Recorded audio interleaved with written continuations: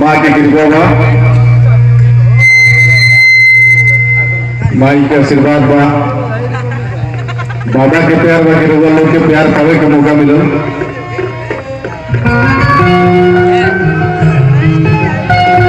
महतारी महान जहान कहे,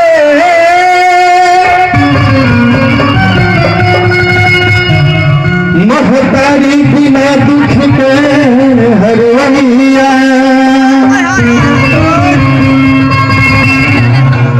सुर तुलसीदास रटते रटते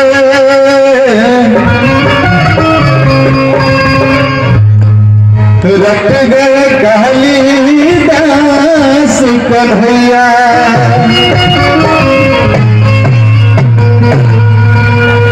छोटा सा गीत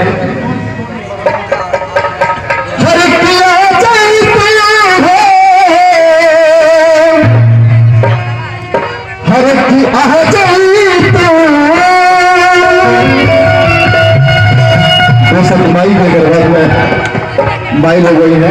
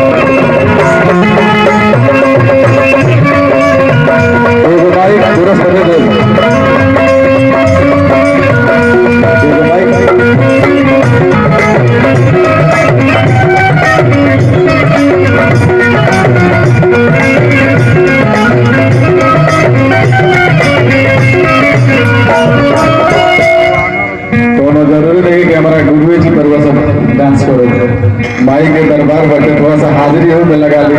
माई वालों के मनोकामना एकदम पूरा कर दिए। हम तो बात करेंगे एकदम पूरा करिए। तनि सा आए माई के नाम पर थोड़ा सा भाव में एकदम सादा होता है, एकदम सादा होता है। गुरु जी से बोले हमने के भोजपुरी माटी में वो मुर्गी मारल देखले वाली सुबह सबसे पहले भैया को माइका दी ना से पूरा समाज पूरा समझ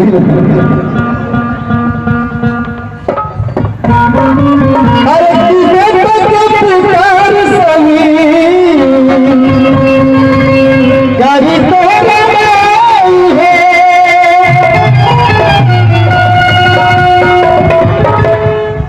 सबसे पहले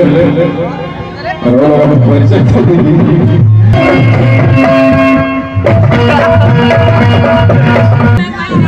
ये तो क्या है तो आगे से कौन इन पर वन जान लेकिन बंगाल के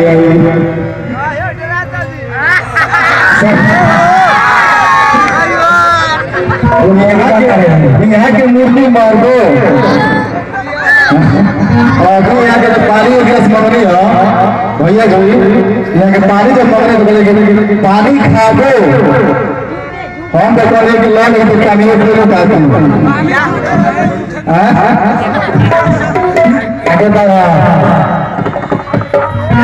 चलो छोड़िए पूरा आदमी समय मार रहे सर हुआ है अरे कि देख के पुकार सभी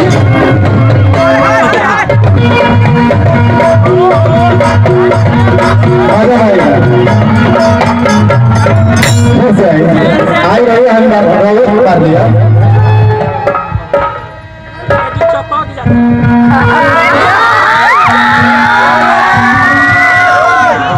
हर की बेटा के पुकार